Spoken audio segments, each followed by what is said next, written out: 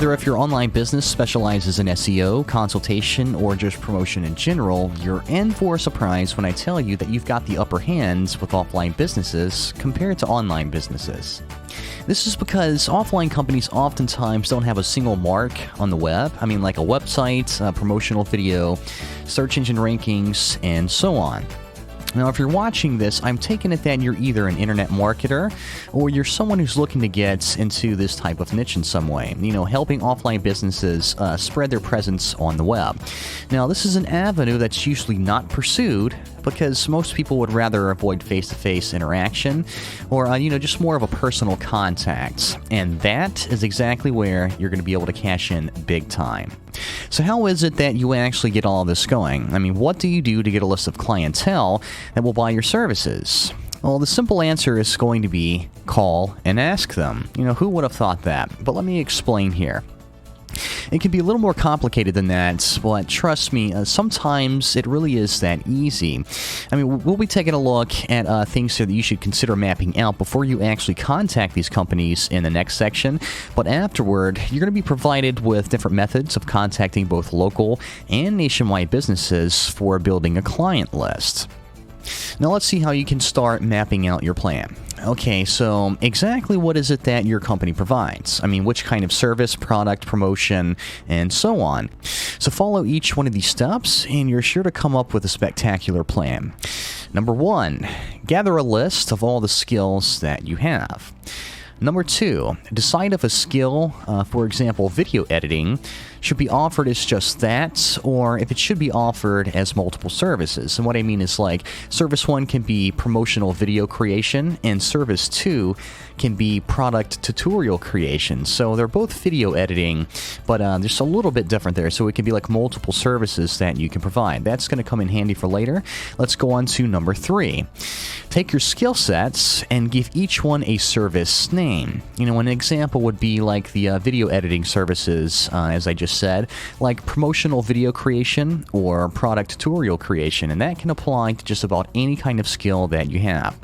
Number 4, remember to break a skill set up and offer multiple services if possible.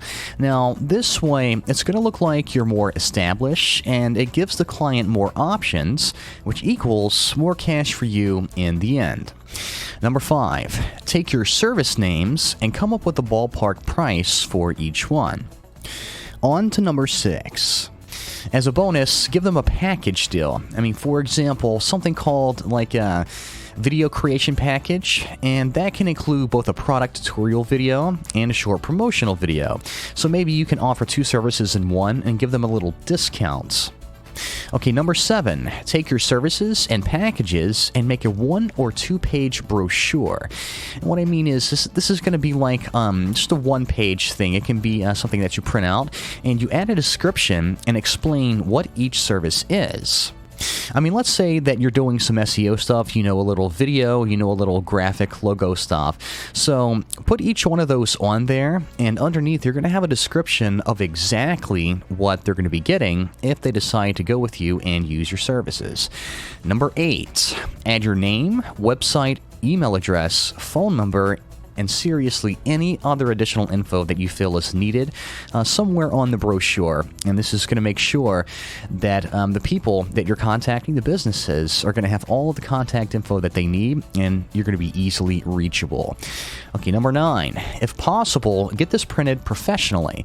Now, if that's not possible, you can just print it out and make it look as slick as you can, but you can go to places like Kinko's or something like that, or you can use an online service that does printing for like business cards and stuff. I'm sure that they can take care of you in that area. And finally, number 10, take the same brochure and make an HTML web page out of it. I mean, you can put this on your website, and if possible, put this link on the paper brochure itself.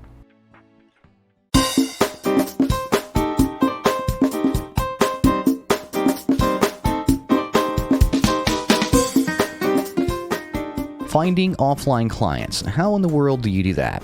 I'm going to explain that in this little video here. And you should have your services squared already when you're coming into this video. I hope you've already done that. Now, there are actually many ways that you can start gathering a good list of returning clients. So you can pick and choose from any of the ideas that will be coming up in just a minute. But first, we need to cover something very important. Which type of business would you like to target? So you've already got your services and specialties mapped out, you've got your brochures made, and so on. Now, is there a type of business that you believe you can cater to better than others? I mean, make a note of that for what's coming up in a minute as well, but here's a general rule of thumb when figuring this out. Okay, the less you target a specific type of business, the more likely you are to land clients, and the more cash you'll have in the end. You'll be increasing your chances of landing clients if you're willing to take on just about any kind of business rather than, say, just like local restaurants or something. Now, your odds will definitely be increased this way, but that's not to say that you can't target a specific niche type of business. You know, that may be a great thing for you to do, but let's say that you live in a big city, or just maybe a city that has a load of a single type of business that you believe you can cater to the best. You know, maybe you should think about targeting those first and then go to the other ones later. So depending on exactly which kind of services you're offering, the work you do may or may not be almost exactly the same when working with different types of companies. I mean, if you ultimately decide to target just any type of local business, perhaps you should think about attempting to take on a business in a single type of niche first, and then expand later. You know, this is going to help you get a little more experience, I think, and you're going to do a really good job if you target a specific type of niche business that you're already experienced with. For example, you could target local restaurants and then move on to various mom-and-pop type businesses, and after that you can try small record stores, industrial work stores, and so on. You can make a list of all of these different niche businesses in your area and target each niche, or you can go all in and target all of them at the same time. You just do whatever you feel is best and work out your own strategy. There's seriously no right or wrong way to do this. Okay, so ultimately, how do you go about getting a list of clients that you know will give you cash in exchange for your services? I mean, how do you approach them? This will be really fun if you've never done this before, and this new experience is really rewarding. So a good place to start is going to a phone book website, or perhaps even your local city's website. And if you're more of a hands-on type, you can just get your local phone book, actually, and get ready to take a look at all of this stuff. So when you're at the websites mentioned above, or you've got a local phone book in your hand, go to the business section. So, you know, this is where all the fun's going to start. So if you're already doing what I have suggested, you should have hundreds, if not thousands, of local businesses right in front of you. Now, these businesses don't have any presence on the web, most likely. Now, do you realize how much potential to make money there is sitting right in front of you at this very moment? So let's get to work and start reeling in these new clients.